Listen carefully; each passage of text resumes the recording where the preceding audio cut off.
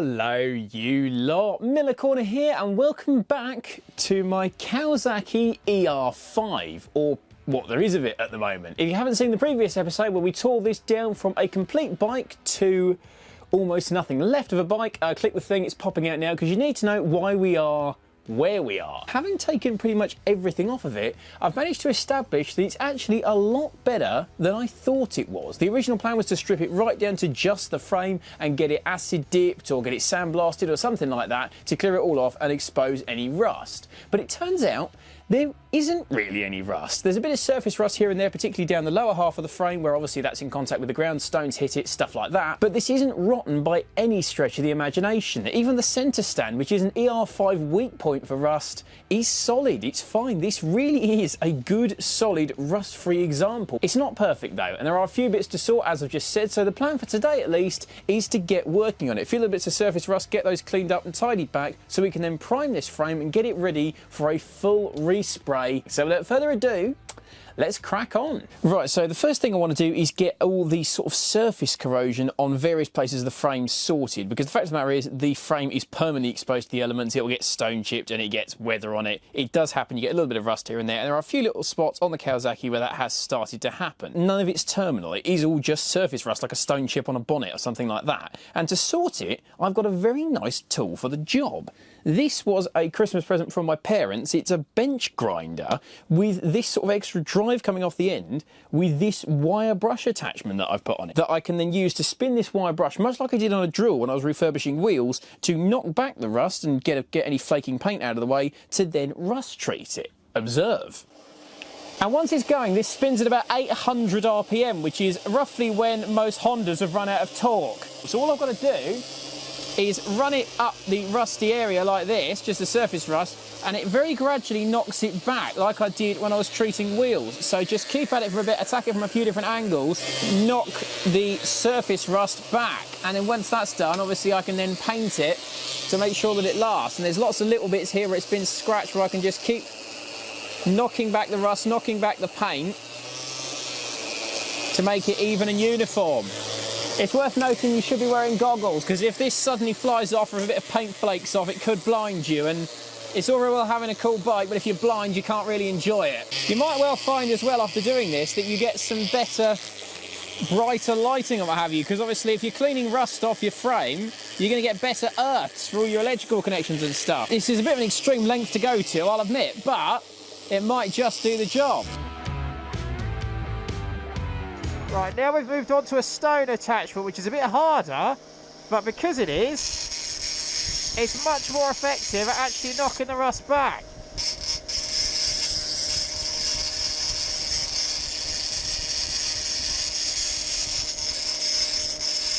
The key to it is don't press too hard, because otherwise you'll start to actually mark the metal. Just do it really slowly, gently, and make sure you wear a mask, because you don't really want to be inhaling dust, as any Ford owner will tell you. The stone attachment makes light work of the surface corrosion on the frame, but it still pays to be thorough rather than aggressive with it.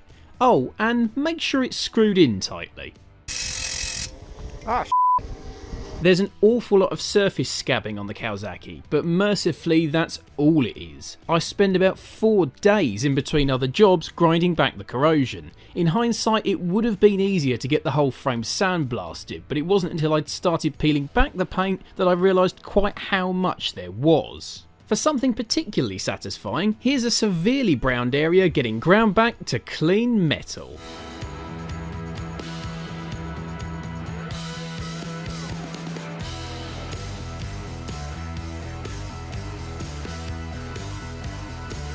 I don't know, is that, oh, and then that happens. Can I put your gloves on or not? Nah, just give it a go, I reckon. See, because I've got my head torch now, not only have I got a camera on my head, I've got a lighting studio on my head as well. Now this is evil. The top bolt for the rear shock is a 17mm, this one here. The bottom one is a 12 on one side and a 14 on the other.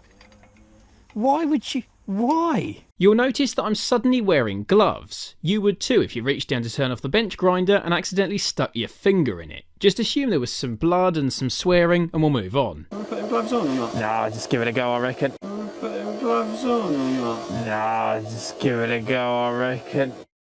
With the other rear shock unbolted and removed, we can take out the rear swinging arm. The big nut gets cracked and wound off before the bolt's withdrawn and the whole swinging arm can be lifted out. Seriously, with so little of the bike left, that really is all there is. Since we're now committed to fully stripping this bike, next the whole front end can come off as one unit. The handlebars are unbolted to make space for the central bolt to come out. The fork mounts are then unbolted and the bolts removed before the wiring and cables are checked to make sure that they'll clear. This retaining ring then releases the headstock bearings once undone with a C-spanner or a screwdriver. Then this cover comes off, followed by the casing for the bearings themselves. And then technology lets us down. So slightly irritatingly, the camera chose the exact moment I wanted to capture to play up. So you don't get to see the whole headstock thing with the handlebars and the front wheel coming off, unfortunately. Believe me, I'm just as, if not more, gutted than you are. But you do get to see the result of it, which is that the whole front end is actually in fairly good nick. We'll wheel that over to the shed now where it's going to live for a little while. On the plus side, it's doing a hectic wheelie at the moment.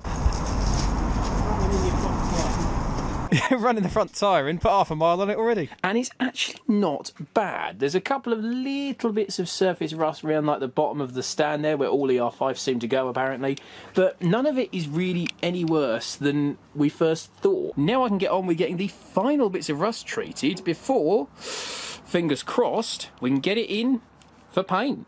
I've got all my PPE on, there is no excuse for getting in just now.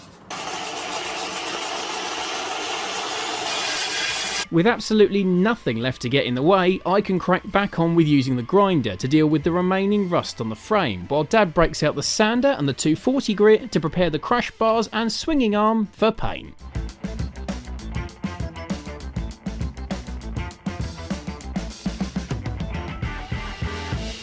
With both of us going great guns, it's the work of just a couple more hours to get the remaining frame corrosion dealt with and the extra bodywork flatted down. Then everything can be lifted into a van and transported to the workshop. Next, it's my turn to pick up the sander and smooth the entire frame down, including the rough patches caused by grinding rust back and any remaining paint. With all the intricate shapes in the frame, it takes some time and patience to sand the whole thing smooth, but about 90 minutes later, we're left with this. A frame completely smooth and free of any rust or old paint. At this point, we call it a night, but the next day, Dad WhatsApps me these pictures. The whole frame, crash bars and swinging arm have been primed with etch primer, the best sort for painting bare metal, before getting 4 thick coats of gloss black.